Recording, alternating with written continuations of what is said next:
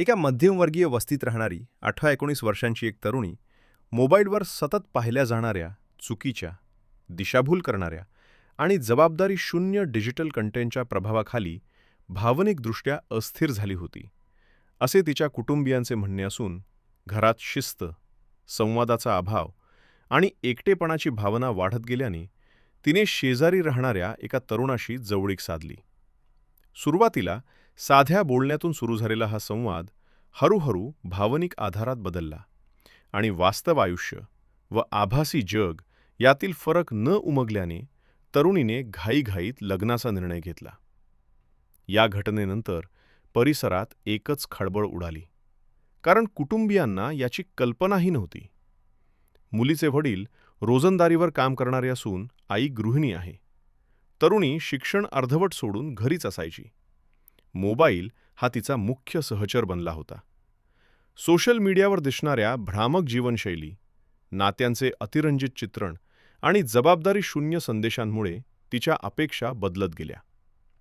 शेजाऱ्याशी वाढलेली ओळख प्रेम समजुतीत बदलली आणि कुटुंबियांचा सल्ला न घेता दोघांनी मंदिरात लग्न केल्याची माहिती समोर आली. घटनेनंतर मुलीच्या कुटुंबियांनी स्थानिक पोलीस ठाण्यात धाव घेतली. मात्र मुलगी सज्ञान असल्याने आणि तिने स्वेच्छेने निर्णय घेतल्याचे सांगितल्याने पोलिसांनी समुपदेशनाचा मार्ग अवलंबला.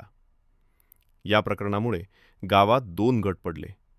एकीकडे मुलीचा निर्णय मानणारे, तर दुसरीकडे डिजिटल माध्यमांचा अपाय अधोरेखित करणारे. सामाजिक कार्यकर्त्यांनी या घटनेतून पालक मुलांमधील संवाद, डिजिटल साक्षरता, जबाबदार कंटेंट वापर आणि भावनिक शिक्षण यांची गरज अधोरेखित केली. शाळा महाविद्यालयांनीही विद्यार्थ्यांसाठी समुपदेशन सत्रे सुरू करण्याचा निर्णय घेतला, तर ग्रामपंचायतीने पालकांसाठी जनजागृती कार्यक्रम आयोजित करण्याचे ठरवले.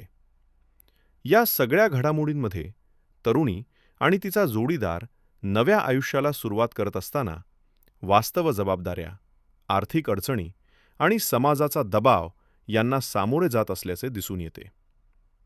या घटनेने एक महत्त्वाचा प्रश्न उपस्थित केला आहे.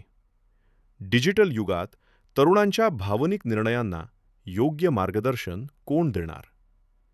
कारण चुकीच्या आशयाचा अतिरेक, संवादाचा अभाव आणि तात्काळ निर्णय यांचे परिणाम केवळ व्यक्तीपुरते मर्यादित राहत नाहीत, तर संपूर्ण कुटुंब आणि समाजावर त्याचा प्रभाव पडतो.